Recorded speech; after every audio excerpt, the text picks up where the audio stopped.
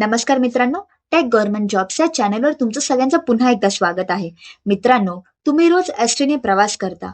विद्यार्थी, नोकरी करणारे किंवा व्यवसायासाठी प्रवास करणारे असाल, तर आजची व्हिडिओ ही तुमच्यासाठी खूपच जास्त फायदेशीर ठरणार आहे. महाराष्ट्र राज्य मार्ग परिवहन महामंडळ 4 दिवस आणि 7 दिवसांचा एसटी प्रवास दिला जात आहे, ज्यामुळे तुम्ही कमी पैशात जास्त प्रवास करू शकता. तर मित्रांनो, असा असणार आहे तुमचा MSRTC म्हणजेच महाराष्ट्र राज्य मार्ग परिवहन महामंडळाचा इंटरफेस. हे बघा, जर तुम्हाला टोल फ्री हेल्पलाईन नंबर हवा असेल MSRTCचा, तर इथे तुम्हाला टोल फ्री नंबर सुद्धा दिलेला आहे. जर तुम्हाला विद्यार्थ्यांसाठी हेल्पलाईन नंबर हवा असेल, तर इथे तुम्हाला विद्यार्थ्यांसाठी हेल्पलाईन नंबर सुद्धा दिलेला आहे. तर चला आपण या महाराष्ट्र MSRTC बद्दल सविस्तर माहिती जाणून घेऊयात या व्हिडिओमध्ये.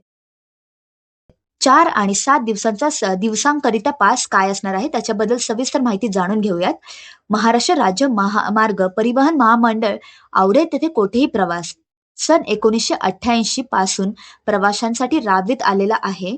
या योजनेअंतर्गत 7 दिवसांच्या पासाप्रमाणे 4 दिवसांचा पास दिला जातो. हा दिनांक 5/1/2022 पासून लागू राहील. हा पासची जी व्हॅलिडिटी आहे ती. वाहतूक सेवेचा प्रकार 7 दिवसांच्या पासाचे मूल्य आणि 4 दिवसांचे पासाचे मूल्य हे दोन्ही वेगवेगळे असणार आहे. साधी, जलद, रात्रसेवा, शहरी व यशवंती आंतरराज्यसह याच्यासाठी प्रौढ लोकांसाठी 2040 रुपये लागणार आहे आणि मुले असेल तर 1050 रुपये लागणार आहे. जर 4 दिवस पासाचे मूल्य हवं असेल तर प्रौढांसाठी 1170 रुपये लागणार आहे आणि मुलांसाठी 585 रुपये लागणार आहे. त्याच्यानंतर शिवशाही आसानी आंतरराज्यसह जर तुम्ही 3030 रुपये पे केले तर प्रौढांसाठी 7 दिवसांच्या पासचं मूल्य असणार आहे आणि 1520 हे मुलांसाठी 7 दिवसाच्या पासाचे मूल्य असणार आहे.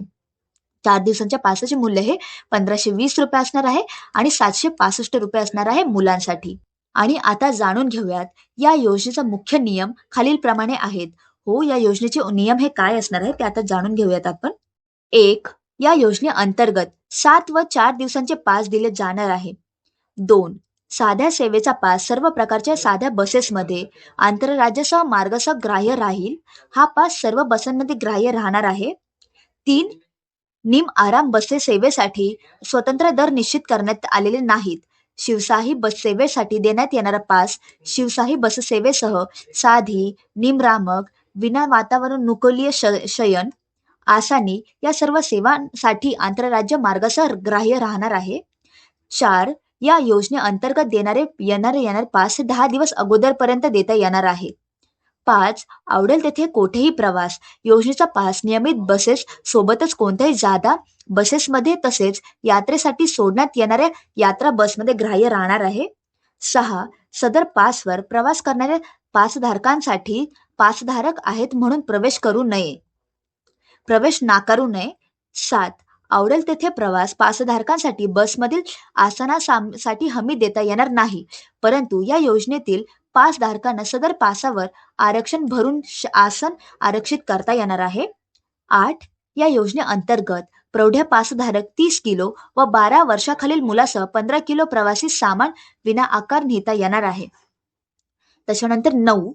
पासधारक आंतरराज्य मार्गावर महाराष्ट्र राज्य मार्ग परिवहन महामंडळाची बस जेथपर्यंत जाते तेथपर्यंत राज्य परिवहन बसने प्रवास करता येईल. 10. पास हरवल्यास त्याचे ऐवज दुसरा पास देण्यात येणार नाही व हरवलेल्या पासाचा कोणताही परतावा दिला जाणार नाही. त्याच्यामुळे पास तुम्हाला जपून वापरायचा आहे. 11. सदर पास अहस्तांतरीय राहील. पासाचा गैरवापर केल्याने निदर्शनास आल्यास पास जप्त करण्यात येणार आहे. 12.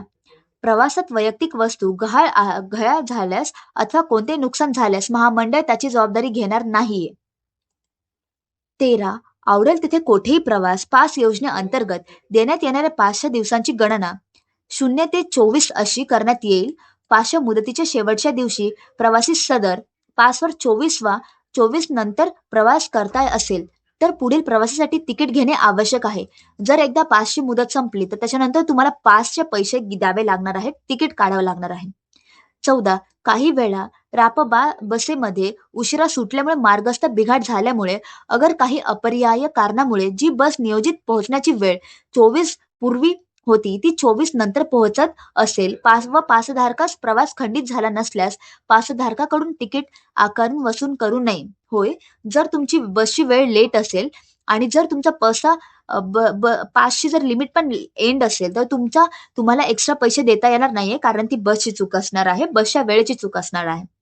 15 राप वाह सामान्य 88/80/72 दिनांक 2/11/1998 वाहतूक खाते परिपत्रक 30/1998 अन्वये दिलेल्या सूचनांनुसार घरातील नातलागाचा मृत्यू, भूकंप, आग लावणे, अतिवृष्टी, महापूर, नैसर्गिक आपत्ती इत्यादी कारणांमुळे पासधारकास पास रद्द करावयास असल्यास व तसे प्रवासाच्या तारखेपर्यंत पुराव्यासह कळविले असल्यास प्रत्येक पासामागे ₹20 सेवा शुल्क वसूल करण्यात उर्वरित रकमेचा त्यास परतावा देण्यात येणार आहे. परंतु अशा बाबतीत सदर पासावर पुढील तारखेस प्रवासाची इच्छा असल्यास त्याचा जुना पास हा रद्द करून नवीन पास देण्यास यावा व यासाठी शुल्क आकारणी करू नये, असं देखील इथे म्हणण्यात आलेलं आहे. 7-16 संप, काम बंद, आंदोलन यामुळे वाहतूक बंद झाल्यामुळे प्रवासी सदर पासावर प्रवास करू न शकल्याने त्याने प्रवास न केलेल्या दिवसांचा परतावा मुदतवाढ देण्यात येईल. सदरची मुदतवाढ परतावा वाहतूक सुरू झाल्यापासून 3 महिने पर्यंतच्या कालावधीतच असणार आहे. 17 स्मार्ट कार्ड योजनेअंतर्गत देण्यात येणाऱ्या आवडेल तेथे कोठेही पासासाठी वरील सूचना लागू राहणार आहेत. हो, हे सर्व सूचना आहेत, नियम आहेत या पाससाठी.